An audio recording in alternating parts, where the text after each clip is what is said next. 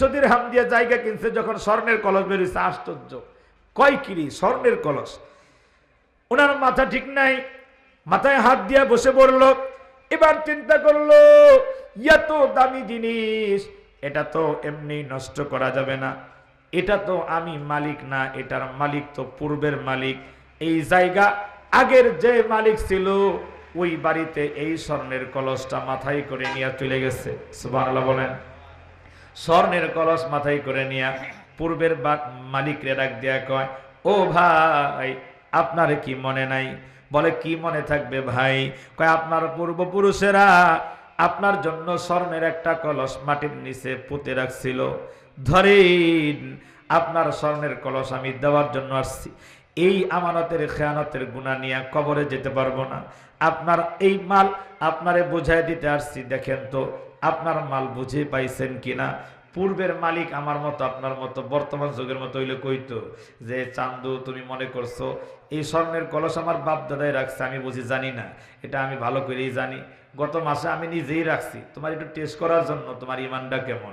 আমি পুলিশের কাছে এটা জিটি করে রাখছি, কোনো ফাঁক ফুক করে নাই, ফালাইতে পারতা না, দিতেই হইতো। জাগা ভালোই হয়েছে, তুমি যেহেতু নিয়ে আসছো, রেখে যাও, এক কাপ চা খাইলে খাইতে পারো, তাড়াতাড়ি যাও। তবে খবরদার কারো কাছে বইল না, বললে কিন্তু খবর আছে। জানোই তো আমি স্বর্ণের কলসের মালিক, কত টাকার মালিক হয়ে গেছি।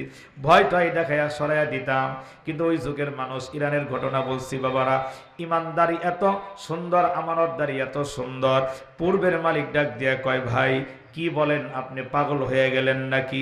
জমিন গত 2 দিন আগে রেজিস্ট্রি করে দিলাম, ওই জমিনের মধ্যে আবার আমার কিসের মালিকানা আছে?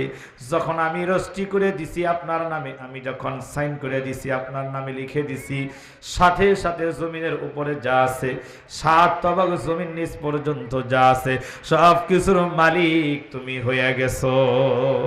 সুবহানাল্লাহ। স্বর্ণের কলস নিয়ে করা ধাক্কা ধাক্কি, কয়টা আমার না, এটা আপনার নেন। আর পূর্বের মালিক কয়টা আমার না, আপনি নেন। একজন আর একজনকে কয়, এটা আপনার। কেউ নেয় না, কয় এটার জিম্মাদারি কে নিব? আমানতের এত বড় খেয়ানতের গুনাহ নিয়ে আমি কেমনে জানাবো? ময়দানে মাহশারে আল্লাহর আদালতে দাঁড়াইতে পারবো না। স্বর্ণের কলস কেউ নেয় না। ওই যুগের মানুষ স্বর্ণের কলস নিয়ে করছে ধাক্কা ধাক্কি। এ যুগে হইলে আমি আপনি করতাম টানাটানি, কথা বলেন ঠিক নেই? আমি কইতাম আমার, উনি কইতো ওনার।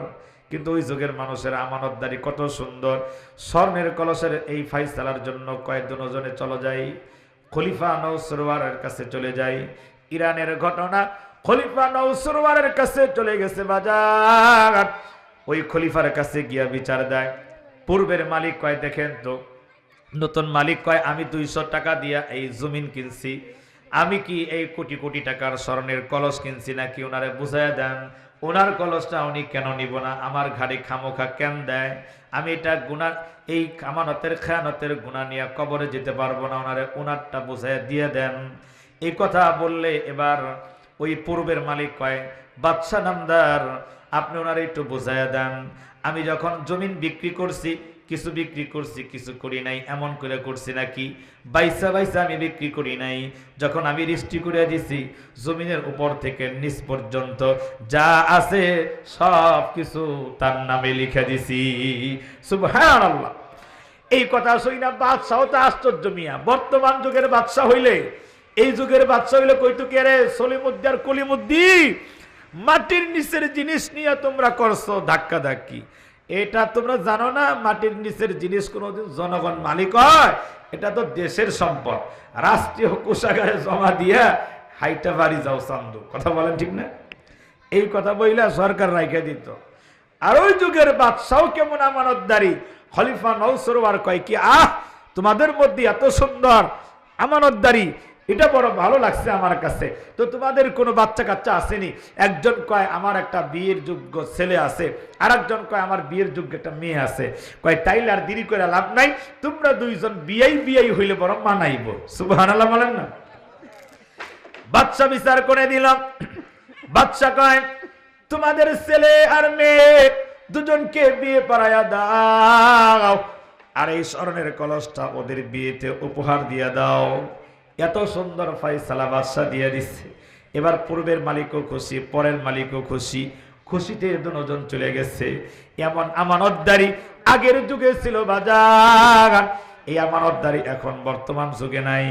এই জন্য আমাদের দেশে এখন শান্তি নাই। কথা বলেন ঠিক কিনা? পর্দার অন্তরালে আমার মা বোনেরা আপনারাও খুব খেয়াল করে শোনেন। আর একটা ছোট্ট ওয়াকিয়া বলি, একেবারে ছোট্ট ওয়াকিয়া, খুব খেয়াল করেন, মনে রাখেন।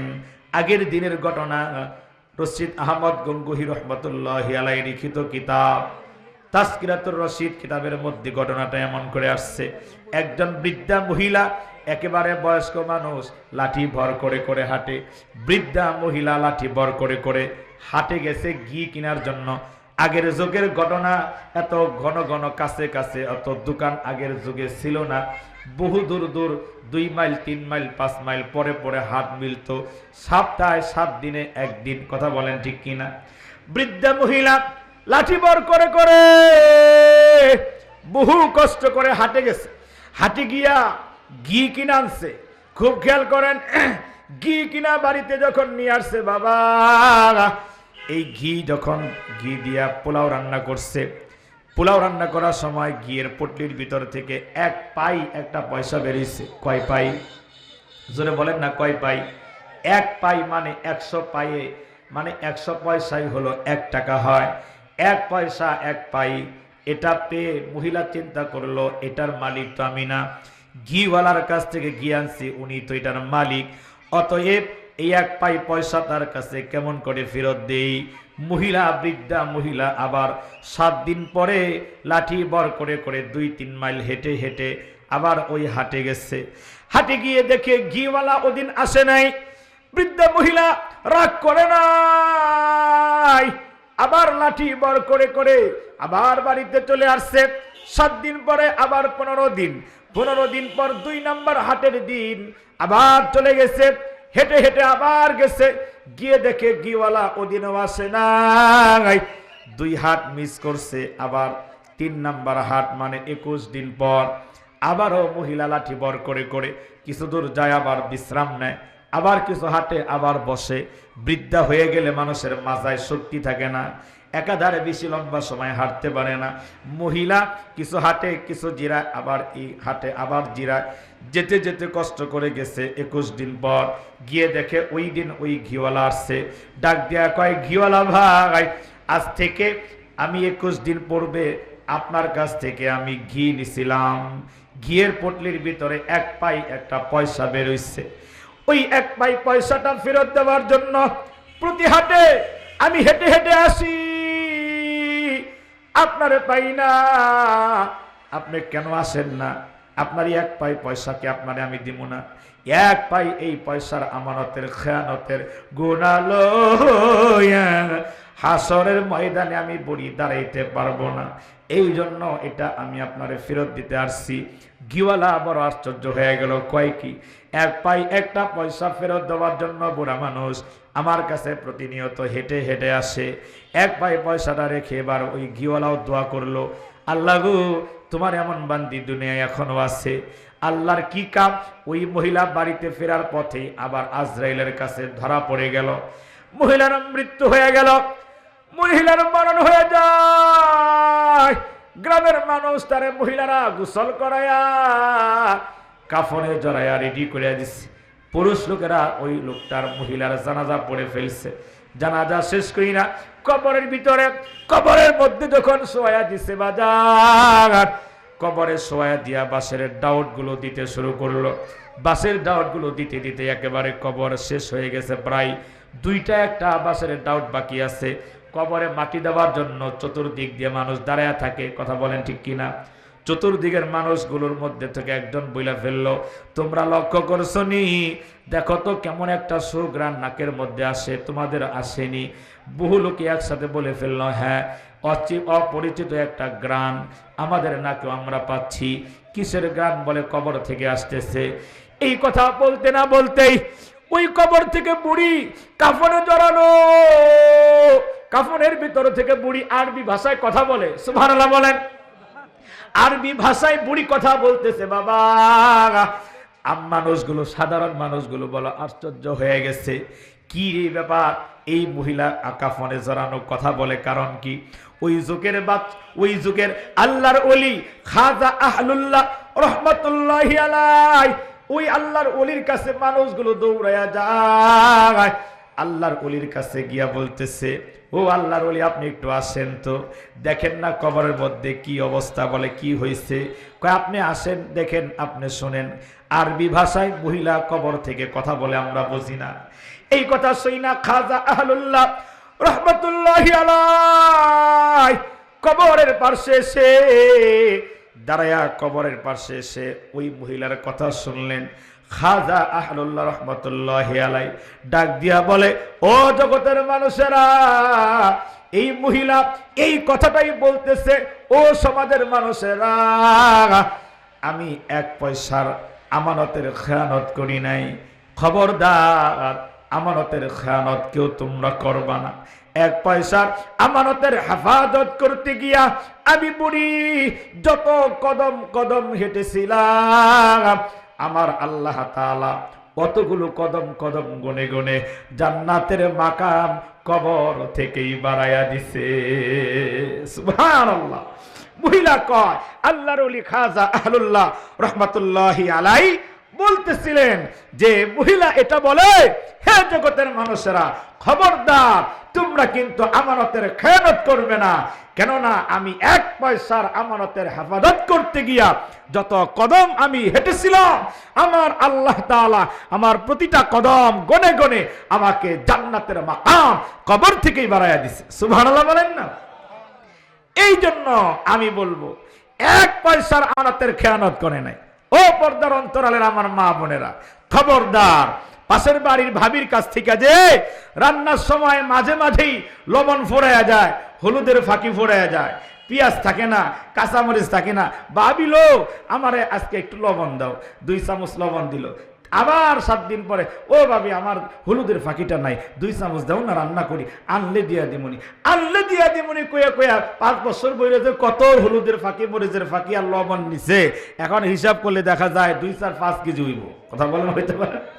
এজন্য মায়েরা খবরদার, এই ছোট্ট দামকে বা এই হাওলাতকে, কর্জকে ছোট্ট মনে করে এটারে দিবেন না, এই আচরণ রাখা যাবে না। খবরদার, এটাকে পরিশোধ করবেন। আপনি 1 চামচ লবণ নিছেন, 1 চামচ পারলে বেশি করে ফিরিয়ে দিবেন, বলবেন আবার লাগলে নিমু, অসুবিধা নাই, 1 চামচ নিছিলাম ধরেন আপনারে 1.5 চামচ দিয়ে দিলাম। এটা হলে আপনি পবিত্র রইলেন, আমানতের হেফাজতের, খেয়ানতের গুনাহ থেকে হেফাজত রইলেন। আর যদি এমন করে আপনি নিতেই থাকেন, এই গুনার কারণে কিয়ামতের দিন আপনাকে জবাব দেওয়া লাগবে। কথা বলেন ঠিক কিনা? প্রিয় বাবারা, ভাইয়ার আমার, কষ্ট নেবেন না। আমি একটা বিষয় বুঝাইলাম আপনাদেরকে, আমানতের হেফাজত আমাদের করা দরকার। আমরা অনেকেই আছি ছোট ঋণকে ঋণ মনে করি না। ও কলেজে ভার্সিটিতে পড়ুয়া আমার যুবতী বোন, যুবক ভাই, সামান্য একটা কলম নাই, 5 টাকা হাওলাত করে কিনছিলা, এই কলমটার দাম বন্ধুর কাছ থেকে নিসার ফিরে দাও নাই।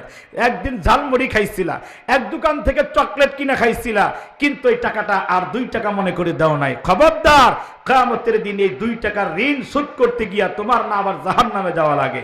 এই হিসাব দুনিয়া থেকে করা দরকার আছে না নাই? অনেক ভদ্রলোক আছে এমন, অটোওয়ালার 5 টাকা 10 টাকা ভাড়া দেয় না, চাওয়ালার 5 টাকা চার বিল দেয় না, এমন 2-4 জন চুটি ভদ্র আছে না নাই? কথা বলতে পারছে না নাই? অটোতে উঠছে এমন জায়গা 5 টাকা বা 10 টাকা ভাড়া। এখন এই ভদ্রলোক গাড়ির থেকে নাইমা মানিব্যাগ থেকে 1000 টাকার নোট বাই করে কয় নাও। এই যে ডাক দিয়ে 1000 টাকার নোট দিল, আসলে ওনার টাকা ভাড়া দেওয়ার ইচ্ছা আছে? কথা বলেন। আপনারা বলেন 1000 টাকা ভাঙায় যদি 10 টাকা রাখে, অটোওয়ালা লাভ হইব না লস হইব? কথা বলেন। তো অটোওয়ালারে ভাড়া দেওয়ার ইচ্ছা নাই বিধাই 1000 টাকার নোট।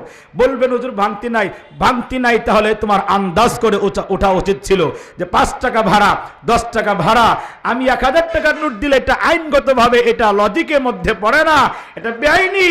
আমি তাকে কেন 1000 টাকার নোট দেখাইয়া ভাড়া দেওয়ার অভিনয় করব? আসলে তো এর ভাড়া দেওয়ার নিয়ত নাই। তাইলে এই করতো কি, হেঁটেই যাইতো। অটোওয়ালাই দাঁড়ায় কইতো কাকা কই যাইবেন, গাড়িতে উঠেন। না আমার কাছে ভাঙতি টাকা নাই তো, এই জন্য আমি হেঁটেই যাব। ও কাকা সমস্যা নাই, উঠেন, টাকা আজকে না দেন কালকে দিয়েন, 2 দিন পরে দিয়েন, এরপরে গাড়িতে উঠলে এই সিস্টেমটা সুন্দর হইতো না? কথা বলেন। কিন্তু এই আদব তো আমাদের মধ্যে নাই। স্যার বিল 5 টাকা করে হইতে হইতে কত টাকা হইছে চার দোকানদার মালিক নিজেই জানে না, চাইতেও পারে না। মাতবার মানুষ, গণ্যমান্য মানুষ, তাকে সম্মান করে সবাই, এই জন্য হ্যাঁ খালি খাইতেই আছে, কিন্তু হিসাব নিকাশ নাই। খবরদার, চাওয়ালা লজ্জায় বলে না এখন দুনিয়ায়, কিয়ামতের দিনে লজ্জা থাকবে না, তখন বলবে এ চান্দু আমার চায়ের বিলটা দিয়া এরপরে জান্নাতে যাও। কথা বলেন ঠিক কিনা? ওদিন মাপ হবে না। এই জন্য হাজিরিন, আমার প্রিয় বাবারা ভাইয়ারা, এখানে আপনারা যারা আছেন সবাই আমার মুরব্বী, আমার গার্জিয়ান, বড় ভাই, দাদা, বাপ, চাচার মতো আমার দেশের মানুষ। আপনাদের সামনে কথা বলাটাও আমার নিজের কাছে বেয়াদবি মনে হয়। এরপরও কিছু কথা আজকে করাই বললাম।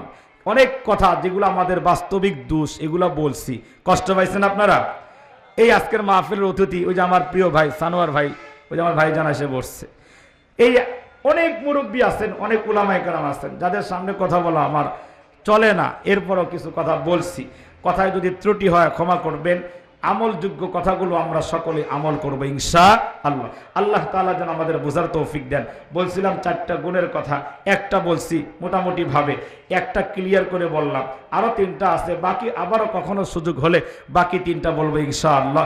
আল্লাহ তাআলা যেন আমাদের প্রত্যেককেই আল্লাহর রাসূলের আখলাকে, আমাদেরকে আখলাকওয়ালা চরিত্রে চরিত্রবান হওয়ার তৌফিক আল্লাহ আমাদের দান করুক, বলেন আমিন।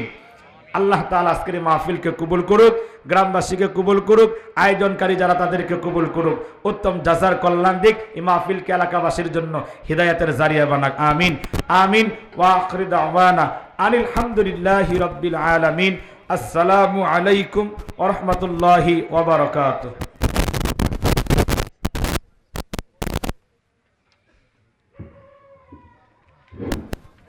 মাশাআল্লাহ, আমরা অত্যন্ত ধৈর্য ধরে হযরতের বয়ান এতক্ষণ পর্যন্ত শ্রবণ করছিলাম। আল্লাহ তাআলা উভয়কে কবুল করুক। সবাই জবান ছেড়ে বলেন আমিন। আমরা এখনো যারা রাস্তায় ঘাটে আছি, আমি সকলের দৃষ্টি আকর্ষণ করবো বিনয়ের